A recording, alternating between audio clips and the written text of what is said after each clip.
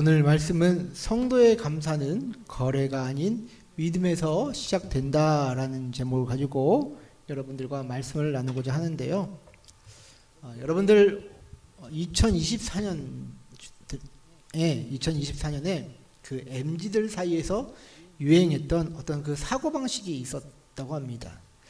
그것은 원형적 사고라고 하는데요. 혹시 원형적 사고 혹시 여러분들 들어보셨나요? 원형적 사고란 그냥 이제 단순히 이제 긍정하는 것이 아니라 어떻게 보면 초긍정적인 사고를 하는 것이다라고 이제 이야기를 하더라고요. 그래서 이게 뭔 소린가? 저는 이제 봤는데 예를 들면 이제 빵집에 갑니다. 그래서 이제 빵집에 갔는데 내가 줄을 섰어요. 근데 내가 사려던 빵이 내 앞에서 뚝 떨어집니다. 그러면 보통 사람들은 어떻게 합니까? 아씨, 왜 내 앞에서 이렇게 떨어졌냐? 아, 진짜 운도 없지. 뭐 이렇게 하면서 실망하는 게 일반적인 반응이겠죠. 그나마 좀 긍정적인 사람은 에이 뭐 어쩔 수 없지, 뭐 딴 것도 맛있겠지 하면서 이렇게 하는 것이 이제 어떻게 보면 또 긍정적인 사고인데, 그런데 이제 원형적 사고란 초긍정적 사고를 하는 거라고 하지 않았습니까? 그래서 오히려 좋아하는 느낌으로 이렇게 뭐 표현한다고 합니다. 와, 덕분에 새로 구워진 빵을 내가 처음 받겠네. 완전 럭키비키잖아. 막 이러면서 이제 초긍정적으로 이제 사고하는 것이다라고 해요. 제가 예전에 제 조카가 뭐 혼자 막 완전 럭키비키잖아 이러길래 뭐 하는 건가 그랬더니 뭐 이렇게 이제 MZ들 사이에서 그렇게 초긍정적으로 사고하는 것이 이제 뭐 유행이었던 시절이 있다라고 합니다. 삶을 긍정적인 사고로 해석하여서 감사하는 자세 참 좋은 모습이죠. 그러나 기독교적 감사는요, 이 차원을 한 단계 더 나아가야 합니다. 일반 사회의 감사는 무언가 자기에게 이익이 주어질 때 하는 감사 아니겠습니까? 뭐 물건을 싸게 구매할 때 감사하고, 또 누군가 나에게 호의를 베풀었을 때 감사를 하는 것이 일반적으로 하는 감사다라는 것이죠.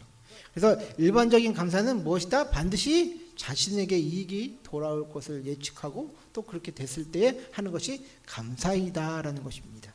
그러나 기독교적인 감사는 자신에게 이익이 꼭 돌아오지 않아도 하는 감사다라는 것이죠. 어떻게 보면 오늘 본문에 나오는 다니엘도 그렇고요, 뭐 선지자들도 그랬고요, 성만찬을 하며 죽음의 길을 준비하던 예수님도 그랬습니다. 성경에 나오는 모든 인물들은 자신에게 이익이 돌아오지 않아도 감사를 했다라는 것이죠. 그렇게 할 수 있었던 이유는 하나님의 그 주권 가운데 자신이 존재함을 그들은 인식했기 때문에 그 위치에서 감사를 할 수 있었다라는 것입니다. 저와 여러분들이 배워야 하는 감사는 바로 이런 감사다라는 것이죠. 우리가 추구해야 하는 감사는 고난 가운데서도 또 실패 가운데서도 뭐 죽음 가운데서도 할 수 있어야 하는 감사다라는 것입니다. 그 감사는 하나님의 섭리와 어떤 주권적인 통치를 인정하는 믿음 안에서 나오는 감사다라는 것이죠. 저는 이러한 감사를 저도 잘 못합니다. 그러나 이러한 감사를 일평생 살면서 성령 안에서 배워가시는 저와 여러분들 되시기를 주의 이름으로 축원드립니다. 오늘 이야기는 어떻게 보면 마치 재밌는 사극을 좀 보는 것 같지 않습니까? 다니엘이 그를 시기하는 사람들에 의해서 정치적 공작을 당해서 지금 축출당한 위기에 놓였다라는 것이 오늘 어떻게 보면 이야기의 이제 전개입니다. 메대와 바사에는요, 오늘 본문과 관련해서 흥미로운 어떤 이제 법령이 있었다고 하는데요. 그것은 왕이 세운 법은, 한번 세운 법은 절대로 바꿀 수 없다라는 그런 이제 법이 있었다라고 합니다. 왜? 왕의 법이 그렇게 쉽게 변하면 왕의 권위가 떨어질 수 있기 때문에 왕조차도 자기가 세워놓은 그 법을 함부로 변화시킬 수 없었다라는 것이죠.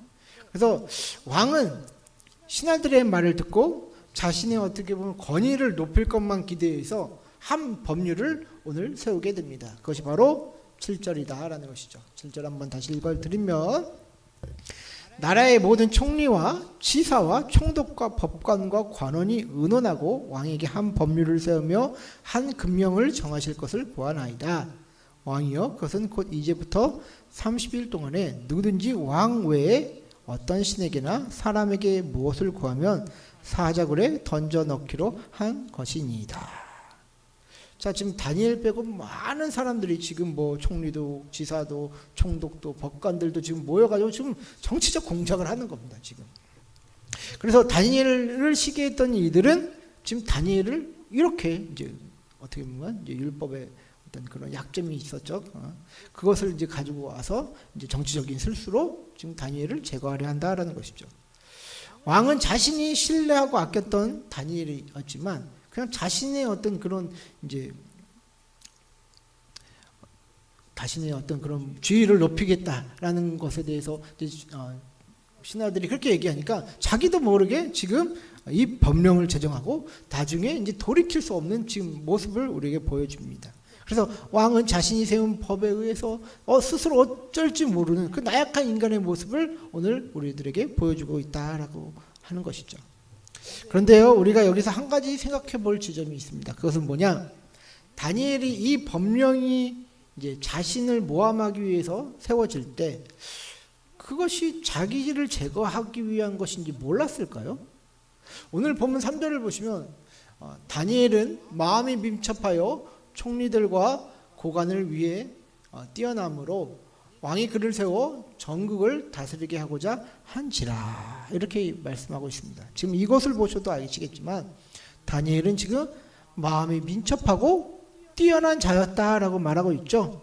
그래서 마음이 민첩하다는 것은 원어적으로 보면 그의 영 안에 탁월한 영이 있었다. 직역하면 이렇게 나옵니다. 그의 영 안에 탁월한 영이 있었다라고 이렇게 되는데 다니엘은 80이 넘는 고령에도 불구하고 지금 여전히 영이 맑고 다른 관료들에 비해 뭐 지적으로, 정신적으로, 영적으로 어떻게 보면 특별한 능력을 소유했다라는 의미로 또 받아들일 수 있습니다. 그래서 이랬던 자가 지금 자신을 참수하기 위해서 그렇게 이제 법령을 제정하며 이제 했다는 것을 다니엘이 진짜 몰랐을까요, 여러분들? 전 당연히 알았을 것이다라고 생각이 들거든요. 그러나 다니엘은 그 법을 알았음에도 불구하고 지금 사람들이 보란 듯이 지금 하고 있는 행동이 있습니다. 그건 뭐냐? 10절 말씀을 보시면 다니엘이 이 조서에 왕의 도장이 찍힌 것을 알고도 자기 집에 돌아가서는 윗방에 올라가 예루살렘을 향한 창문을 열고 전에 하던 대로 하루 3번씩 무릎을 꿇고 기도하며 그의 하나님께 뭐였더라? 감사하였더라 라고 합니다. 저는 여기서요, 다니엘이 창문만 닫았어도 그가 행동은 감출 수 있었을 텐데 라는 그런 생각을 하거든요. 그런데 굳이 또 창문을 열어놓고 예루살렘 성전을 향하여 기도를 합니다. 과연 우리는 다니엘처럼 할 수 있을까요? 지금 다른 사람들이 지금 자신을 죽이기 위해서 지금 혈안이 되어 있는데 자신의 권리를 포기하고 정말 믿음의 삶을 선택할 수 있을까요? 저는 이 질문에 저도 자신 있게 대답을 못할 것 같아요. 왜? 자신을 죽일 게 뻔한데 지금 정치적 공작이 뻔한데 내가 굳이 거기에 말려 들어갈 필요 없지 않습니까? 근데 다니엘은 보란듯이 자기가 하는 일, 그 믿음의 어떤 리듬을 지켰다라는 것을 우리에게 보여주고 있다라는 것이죠. 여러분, 현재 우리가 사는 세상은요, 어떻게 보면 하나님 말씀보다 자신의 권리 또 자신의 영광이 더 중요한 시대를 살고 있습니다. 그래서 우리는 적당히 타협하면서 살아가고 있지 않습니까? 소설 돌담이라는 책에 보면 이런 내용이 나옵니다. 그 주인공이 장난감 회사를 다니고 있었나 봐요. 그래서 장난감 회사를 다니던 시절 장난감에 사용하면 안 되는 화학 첨가물, 그 독극물이 들어가는 것을 이제 발견하게 됩니다. 그래서 그것을 발견하고 부장에게 이제 보고를 합니다. 근데 그 부장이 어떻게 얘기했느냐? 야, 장난감에 독극물 조금 쓴다고 해서 사람이 당장 죽지는 않아 라고 이렇게 일갈을 했다라고 합니다. 근데 이제 주인공은 이제 당장 매달 내야 하는 월세, 원룸 월세와 그리고 또 생활비 때문에 그 일에 침묵을 했다라고 합니다. 그래서 이 후일에 이제 자신의 행동을 부끄러워하면서 이렇게 말을 하는 모습이 있거든요. 월급이 통장에 찍힐 때마다 나는 돌담을 쌓듯 모욕감을 쌓아갔다 라고 이렇게 표현을 하더라고요. 근데 저 이 얘기를 보면 이게 우리의 모습이다라고 생각을 해요. 정작 내가 생존을 위해서 살아가야 할 그 어떤 조건들이 있지 않습니까? 근데 그 조건들이 지금 어떤 정의를 행하기 위해서는 막힐 수가 있는 거죠. 그런데 우리서 너 죽지 않겠지 뭐 이러면서 적당히 타협하고 있는 것이 바로 저와 우리들의 모든 모습이다라는 것이죠. 그런데요, 오늘 본문에서 다니엘의 모습은 우리와 많은 부분 이질감을 느끼게 합니다. 그것이 바로 아까 읽었던 10절의 말씀이다라는 것이죠.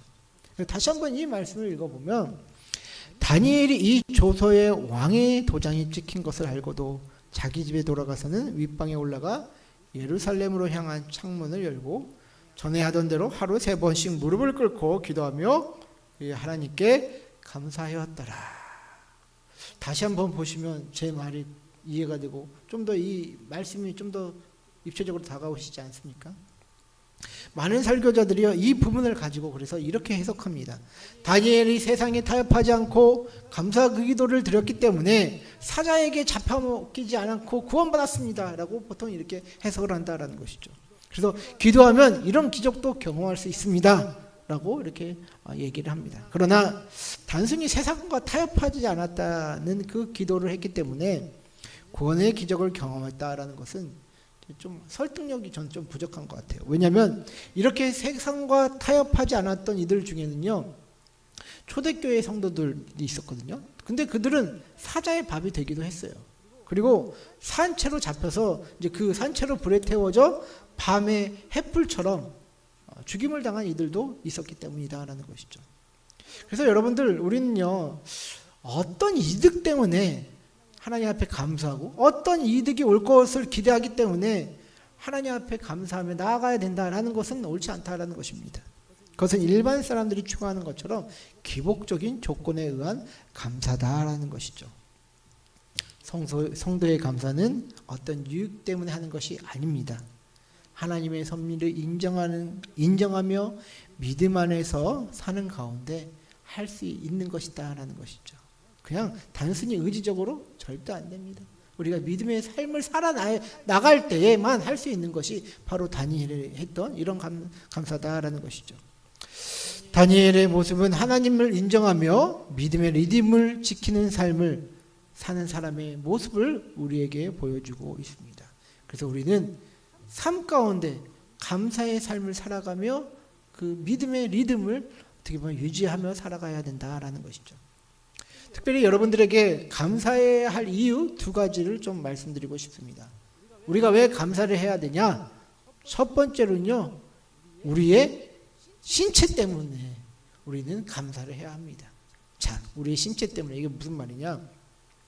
2015년에 미국에서 한 실험을 했습니다. 그런데 그 실험 참가들에게 어떤 실험을 했냐? 실험 참가들에게 감사를 느낄 만한 상황을 떠올리게 했다라는 것이죠.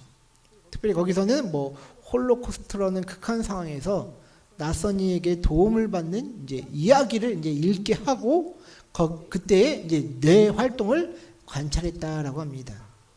그래서 그것을 살펴보니까 사람들이 감사를 느낄 때요, 이 내측 전전두 피질이라는 영역이 특별히 활성화되었다라고 합니다. 이 내측 전전두 피질이 어딘가 제가 찾아보니까 이 이마가 이렇게 있잖아요. 이 이마 안쪽에 이 밑에 쪽 안쪽에 약간 있는 그런 이제 뇌 부분이더라고요. 근데 이 영역이 이제 활성화되면 도덕적 판단, 가치 평가, 어떻게 보면 또 공감 능력 같은 고차원적인 정신 활동을 담당하는 것이 그 내측 전전두 피질 영역이다라고 합니다.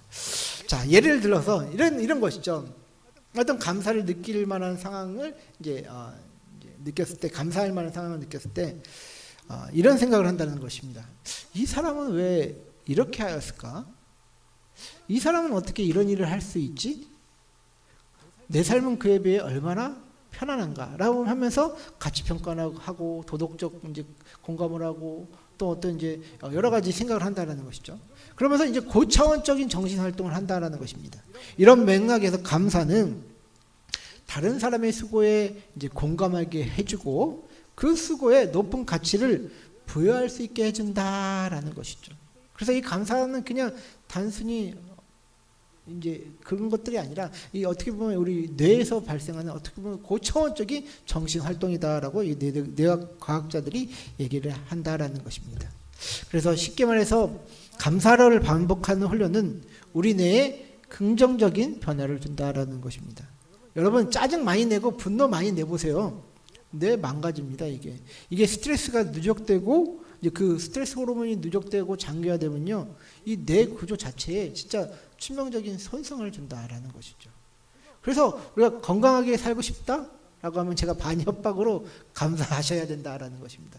감사하지 않으면 우리 뇌 신체적인 어떤 타격이 있을 것이다라는 것이죠. 그래서 여러분들은 저와 여러분들은 좀 짜증나고 분노할 상황들 많잖아요. 그러나 우리가 감사하는 그 훈련을 좀 하면서 우리 자신들의 신체를 잘 유지했으면 좋겠습니다. 그리고 제가 또 여러분들이 감사해야 할 두 번째 이유를 말씀드립니다. 두 번째 이유는 바로 영적인 이유 때문이다라는 것이죠.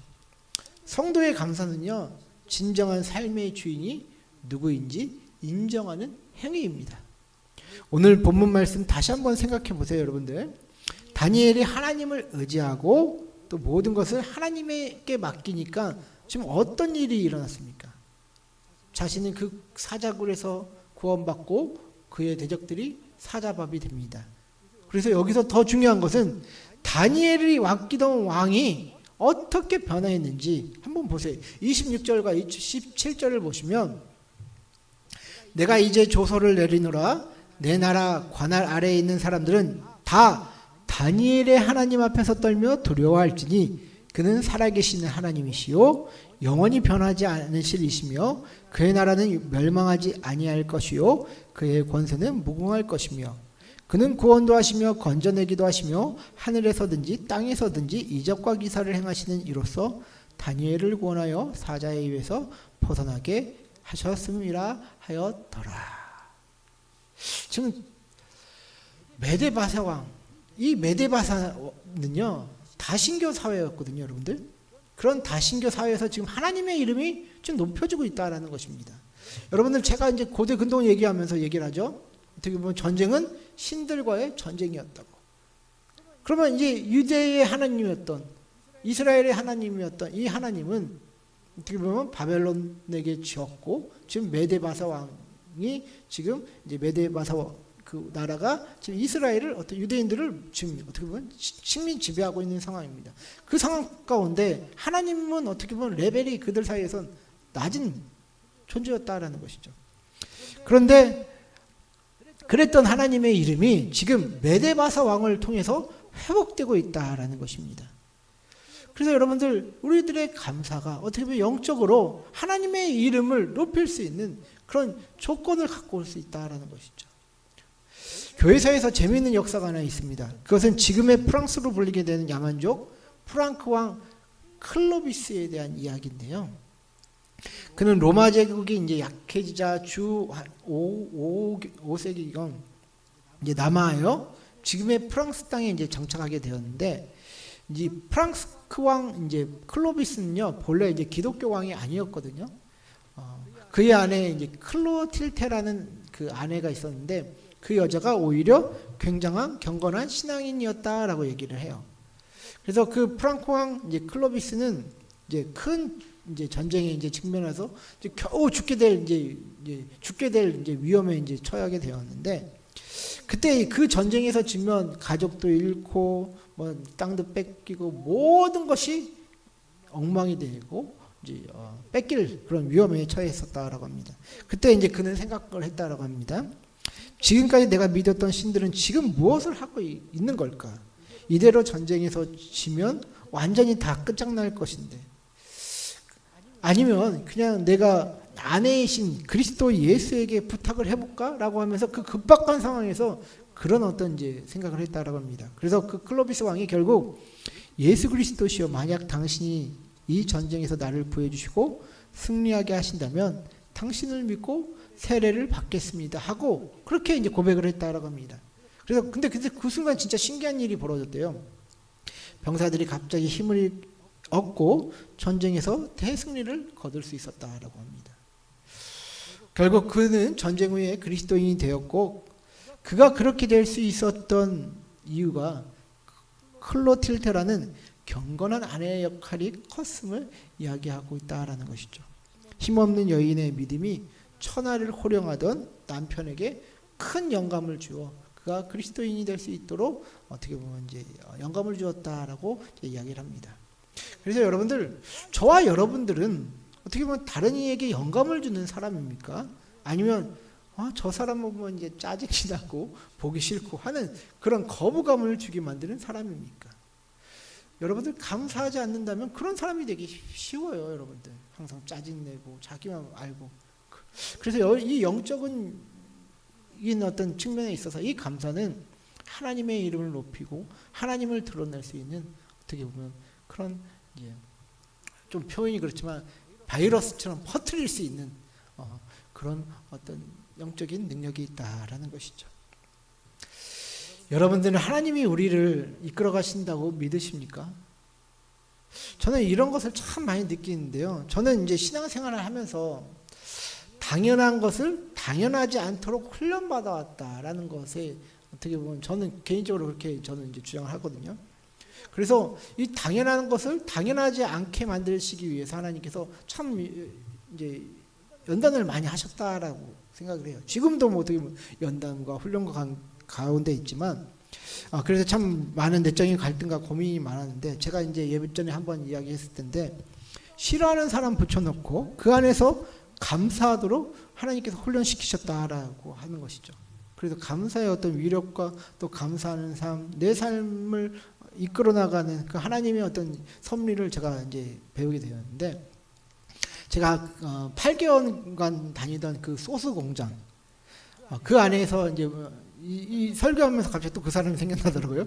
모든 사람을 자기 종처럼 여기던 그 생산부장, 생각만 해도 또 화가 나더라고요. 묵상하면서 자기는 힘든 일 안 하고 다른 사람 부려먹는 그런 분류의 사람이었는데 어느 날 배합하려고 통조림을 거의 뭐 몇 센치 앞에 놨다고 난리를 치는 거였어요. 아침부터. 아마 이제 군기를 좀 잡으려고 했던 것 같아요. 자기는 저 안쪽에다 좀 더 밀어 넣으려고 그랬지 왜 여기까지 나오게 했냐고 하면서 아침 9시에 갔는데 막 쌩 난리를 치는 거예요. 화를 내고.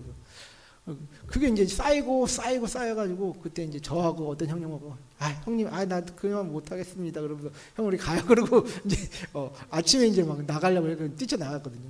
사장님 이제 출근도 안 하셨는데 사장님한테 전화해가지고 퇴사하겠습니다. 라고 했더니 막 그때 이제 난리였었죠. 근데 저는 이제 그곳에서 이제 그것이 내가 깎여지고 훈련받는 장소다라는 것을 알았거든요. 근데 도저히 이제 감사할 수 없는 상황이에요. 막 그런 사람 때문에 너무 미쳐버리는 거예요. 근데 그때 이제 저한테 이제 신앙적인 지도를 해줬던 목사님이 항상 감사를 해야 된대요. 근데 뭘 감사를 하는지 모르겠어요. 저는 그때 이제 다른 일도 할 수 있었거든요. 오히려 다른 일 하면 힘들지만 돈은 좀 더 받는데 거의 뭐 210만 원 받으면서 모진 모욕을 당하면서 그 고생하면서 다니기가 너무 싫은 거예요. 근데 하나님이 계속 나보고 거기 있어야 된다고 하면서 감사를 해야 된다라고 하면서 그런 얘기만 저에게 이제 권면을 해주시는 거예요. 그 목사님이. 그런데 근데 너무 힘든 거죠. 근데 그 회사 다니는 게 너무 싫어서 진짜 출근하기 1시간 전에 거실에 나가서 매일 하나님 저 일하기 싫은데 다른 데로 옮겨주셔요 그랬던 기억이 나거든요. 그런데 이제 그렇게 했었는데 결국 그 이후에도 이제 거의 이제 8개월간 다녔습니다. 그렇게 해서 이제 시간이 될 때까지 때가 찰 때까지 하나님께서 거기서 제가 일하도록 하셨다라는 것을 저는 이제 배웠다라는 것이죠. 그리고 목공일 할 때도 그랬어요. 성질 더럽고 막 짜증 많이 내고 자기가 최고인 것 같이 항상 여기는 그 사람, 그 교만한 사람을 만나서 그 사람을 시킨 일에 순종하면서 이 일을 하는데 너무 저거 힘든 거예요. 하루하루가 짜증만 나고 화만 가득한 그 현실에서 또 목사님 어떻게 해야 되니까 내가 여기 계속 이 사람하고 붙어 다녀야 되니까 라고 하니까 또 감사해야 된대. 뭘 또 맨날 감사하래. 근데 이게 다니는데 너무 힘든 거예요. 무엇을 감사한지도 모르겠으니까 기도할 때도 하나님 그냥 감사하라고 하니까 감사하겠습니다. 이렇게 제가 무가치하게 살게 하시니 감사합니다. 그냥 어떻게 보면 하나님한테 이제 뭐 이렇게 대들면서 약간 뭐 감사하라고 하는데 뭘 감사하라고 하는 거야. 내가 이렇게 저 사람한테 무시하고 당하고 수치심도 또 일으키만큼 날 구박하고 하는데 뭘 감사하라고 하는지 모르겠습니다. 그냥 억지 감사를 하면서 살았다라는 것이죠. 그럴 때 어느 날 이제 억지 감사를 하면서 이제 기도한 지 3일째 되는 날 차 안에서 정말 마음속 깊은 곳에서 감사가 터져 나오는 것입니다. 그 사람을 통해서 나의 죄를 볼 수 있게 해주심에 감사하는 그 감사가 나왔다라는 것이죠. 그 교만하고 완고하고 다른 사람을 거칠게 다루던 그 모습이 가만 보니까 저에게도 있더라고요. 그러면서 저의 깊은 곳에 숨겨진 죄성을 발견하고 저는 회개했던 그런 기억이 나더라고요. 그래서 저는 하나님은 그냥 우리에게 말씀 하나 딱 주고 뭐 그냥 죽은 하나님처럼 가만히 계신 분이 아니라 우리와 함께 하시며 우리를 인도하시는 분이다라고 말씀을 드립니다.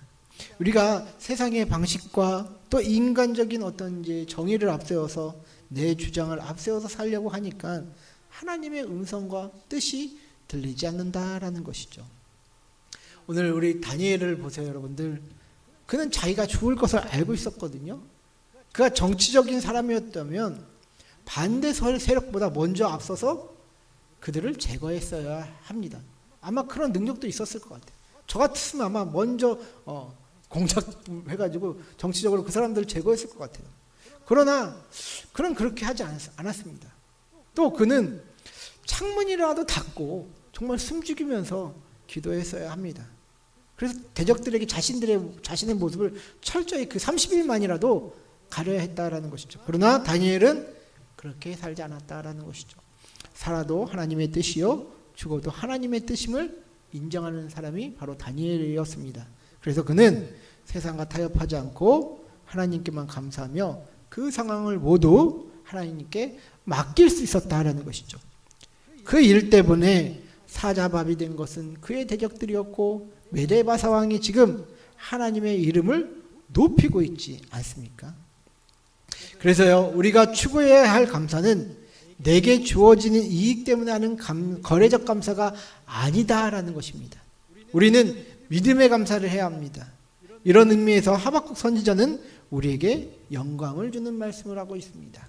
하박국 3장 17절에서 18절 말씀을 보시면요.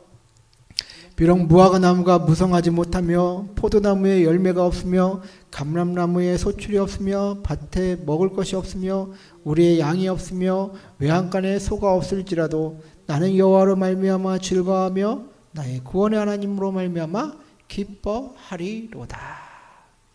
여러분, 우리가 이 말씀을 보면 진짜 그렇게 살 수 있을까요? 저는 항상 질문을 해요.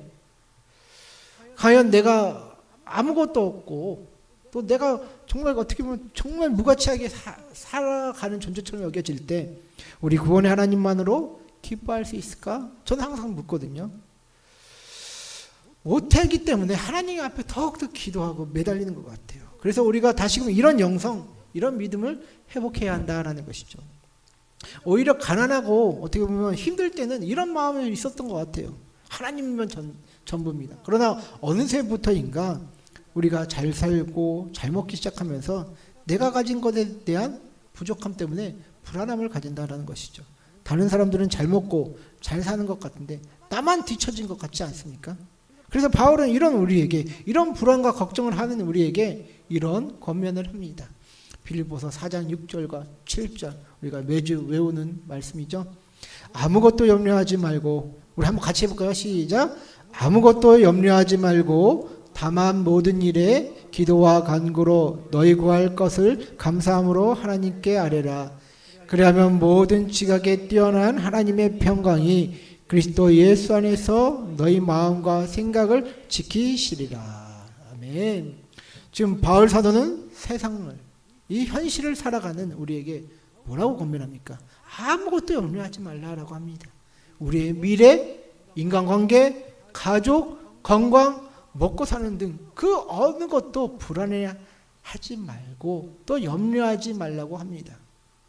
다만 모든 일에 감사함으로 기도할 것을 지시합니다. 우리는 하나님이 우리 삶을 책임져 주신다는 믿음으로 살아가는 이들입니다. 세상 사람들처럼 잘 됐을 때만 또 이익을 얻을 때만 감사하는 것이 아니라 그리 아니하실지라도 감사할 수 있는 그런 믿음의 사람들이다라는 것이죠. 그것은 왜? 하나님이 여러분들의 삶을 지켜보고 계시기 때문이다라는 것이죠. 사랑하는 성도 여러분들, 내일부터 하기 싫은 일을 할 때도 또 하나님의 말씀으로 살아가기 어려울 때에도 억지로라도 감사하며 우리가 기도와 간구를 해보세요. 남이 뭐라고 하든 간에 우리가 하나님 말씀 붙잡고 살아갈 때 하나님은 그 사람의 인생 가운데서 놀라운 역사를 보게 하실 것입니다. 다니엘처럼 하나님의 이름을 회복시키시는데 이제 쓰임받는 저와 여러분들 되시기를 주의 이름으로 간절히 축원하고 또 축복 드립니다.